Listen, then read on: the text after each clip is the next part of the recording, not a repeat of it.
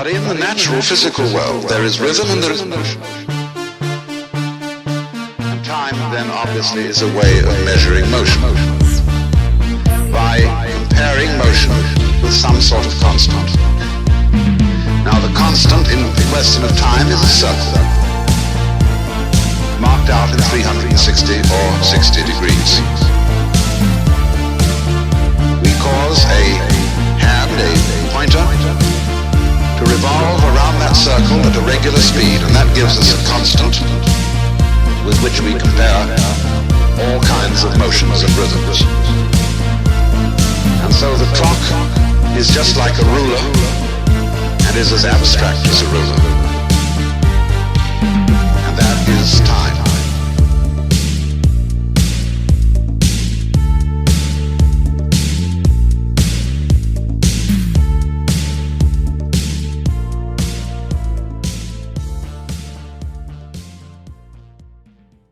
Okay, hi guys, and welcome to the show. And today I'm reviewing a very important Casio indeed. Before we get into it, I'll just do a very quick wristwatch check. I'm wearing the Benrus. This is my mil-spec Vietnam era 1970 field watch. I just did a video all about it. Amazing bargain find. Still kind of honeymooning this piece. But anyway, so let's talk about the Casio. Well, this right here is the W217H 1AV, and as you can tell by its aesthetic, it's obviously an update of the hugely, massively important horological icon that is the Casio F91W, which I've also included here. This is a very, very important piece for me because it was one of my first watches I ever had as a child. It's kind of indicative of the 90s for me. A very, very popular watch. So a little bit of background. Well, we know Casio from so many videos I've done about this incredible legendary Japanese and illustrious brand. Initially a pioneer of electronics, founded in 1946 in Tokyo. They really cut their teeth by making calculators, all kinds of commercial electronics, and also musical instruments. You name it, the list is endless. And then in the 70s, they took that expertise and started diversifying into watches, and they soon became, in the 80s, the world's largest manufacturer of digital wristwatches, and really brought a ton of innovation. Predominantly the 1983 G-Shock is a great example, and of course the data bank, which morphed into actually I have my data bank here. This is more latest version. There you go. And I also have my G-Shock here. There we go. There's my G-Shock. So yeah, a lot of iconic and important watches under their belt. The Casio F91W came out a little while later in 1991. It's still in production to this very day. It's popular for its simplicity, reliability, unpretentious, clean design, and hasn't changed one bit since, well, almost 30 years ago now. There are a ton of variants now in steel and all kinds of different fun colors as well, and remains one of the most popular digital watches of all time, and probably the most affordable too, usually retailing at under $10. It's just one of those watches that I feel everybody should consider owning. Simply unbeatable. But it's also a watch that has a dark side too. It was a victim of its own success and affordability, being used unfortunately in a rather dark period simply because it was used as an improvised timer in bomb making, which is really unfortunate. But in true Gentry spirit, we're not going to let these despicable, evil human beings diminish our appreciation for what is one of the most important watches at the affordable level. So fast forward to 2017, and Casio released this, and the biggest immediate difference you'll notice is obviously it's much bigger.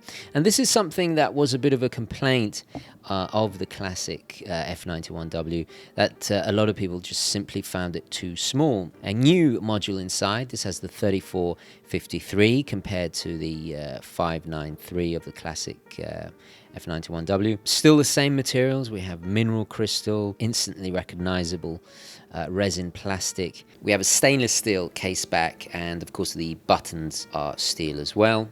There's hardly any difference in the actual finishing. It's still got that kind of matte, grainy texture. They even kept the buttons in the same place, although they did swap around. They changed the light. If you notice, the light button used to be there, and now it's here, and a general size increase. So let's just get the dimensions out of the way first. Instead of the previous 33 millimeters, they've increased it to 38 from side to side. From lug to lug, it used to be 37.5.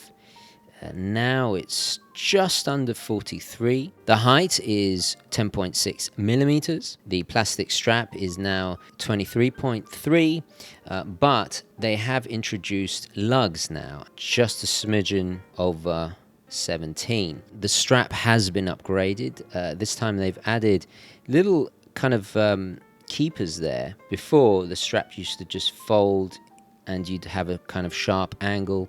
So it keeps the curvature and positions the watch very, very nicely. In terms of features, it's pretty much exactly the same. If we scroll through using the mode, we have a daily alarm with hourly time signal. We have a stopwatch which measures up to a 100th of a second. Its capacity is 59 hours, 59 minutes and 59 seconds. It also has split time. So if I just run it there, you see I was pressing that button because I'm so used to that setup, but there we go. Yeah, so we got split time, and then if we carry on scrolling through, we have your timekeeping mode. So we have a 24-hour. We can switch from 24-hour with the day of the week and date. There's also an auto calendar. Set to 28 days for February. But the big upgrade has to be this screen.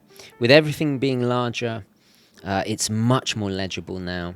They really upgraded the actual LCD display there. They've also added a fantastic luminescent technology now, which is significantly better. I mean, even in a really well-lit room, it's clearly defined numerals there. The illumination is actually an LED now, a light-emitting diode. A remarkable improvement compared to the microlight green of before. This time they've put it in an amber, interestingly. The battery life has decreased slightly, I think mainly due to this improved illumination. The classic F91W has reportedly been found to go for even 10 years, whereas this is a little bit of a decrease to 7 years. I don't think that's too detrimental. I would rather have this luminescence and a little bit less battery life. So it's a trade-off. It's a fair trade-off. Accuracy-wise, it's what you'd expect, plus minus 30 seconds a month.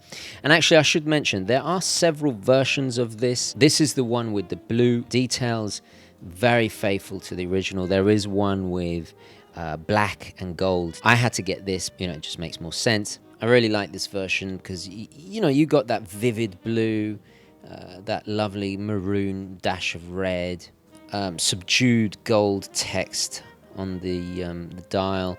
These are the little devils in the detail that really make it feel like its predecessor. What is interesting, if we see on the side, there was always this extra kind of, I'm not going to say crown guard, but it's almost like a crown guard, but I guess you could call it the button guard. They've done away with that. They've cleaned that up. I think that makes more sense, but at the same time, they've retained the 3-button layout. Also, if you look at the case, it's a little bit more pronounced, that step up. I'm not sure if that's just because it's larger, but if you see here, there's more of a step. It still has that.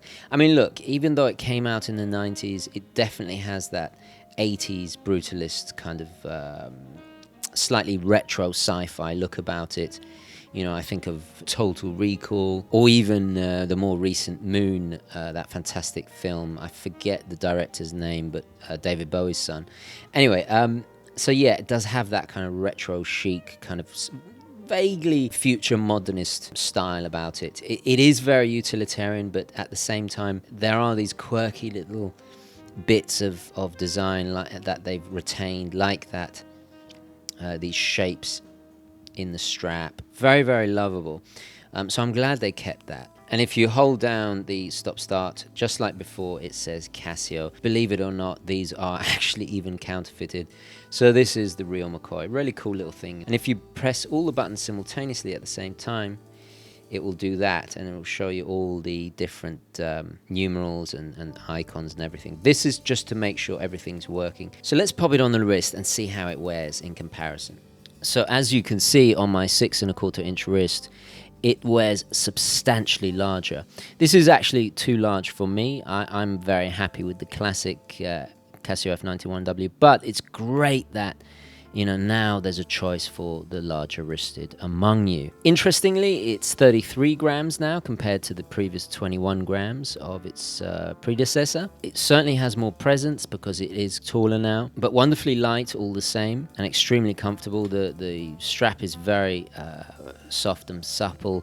We have a little engraved buckle there, and there's plenty of extra strap. This strap is significantly longer as well compared to the classic F91W. So in conclusion, let's discuss the positives and negatives. Well, undoubtedly, functionally, it's vastly improved. The illuminator technology is fantastic in comparison, definitely more legible, the clarity of that LCD. Fundamentally, it still offers everything the classic does. That dependable practicality with its functions. Seldom do we see a movie star icon, a fashion accessory, just an outstanding do-it-all watch for $20. This costs twice as much. Is it twice as good? Probably not, in my opinion. I'm very happy with this.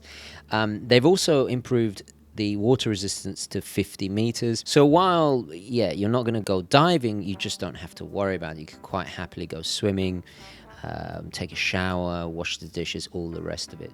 It's very light. It's definitely has kept a lot of that intrinsic charm and style of its predecessor without, you know, being too much of a departure. The watch isn't just merely a jump up in scale. The proportions have changed. If you look at the display, it's narrower but taller, and I think actually this is quite a sensible improvement because it emphasizes the display of the time. The negatives, well, for me, I don't get the same feeling of attachment, you know, that Proustian Madeleine moment that I get with the Casio F91W. I mean, even the smell of the plastic just takes me right back to the playground, and I just thought I was the coolest kid in school. One of the biggest negatives for me has to be the fact that they have added the lugs. I think the hooded case there before, and we also don't have drilled lug holes there. It's far easier to attach, you know, little 18mm NATO strap or even a leather strap if you want. You'd have to go with a 16, which doesn't flow as nicely with the case. You're going to get that immediate jump down. Not to say that you can't put in a NATO strap. Also, it being taller, it doesn't wear as well, as comfortably, as kind of subtly as this. This slides under the cuff like a tiny little dress watch. It's just a very versatile and wonderfully comfortable watch to wear. It's still just a little over 1 centimeter, so not the end of the world. So a long overdue update. I think this is worth every penny. The retail is $21.95 on the Casio website, although you can pick them up usually under $20 on Amazon. Is it the end of the classic F91W? I don't think so at all.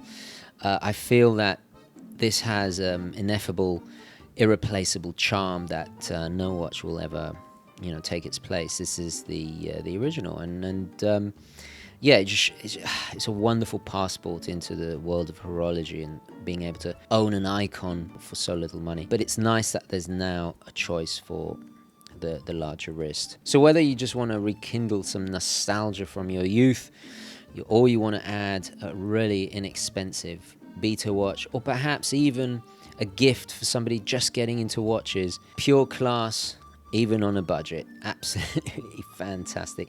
Anyway, let me know your thoughts, queries, comments, all the rest of it down below. Thank you so much for watching. Please don't forget to like this video if you enjoyed it and found it useful. And as always, guys, I will catch you in the next one. Okay, ciao. This is a public service reminder for the good Gentry. Please follow us on Instagram, join the Facebook UGWC group, and click on the bell to keep notified of new videos. Don't forget to keep it positive, keep it Gentry, onwards and upwards. Thank you.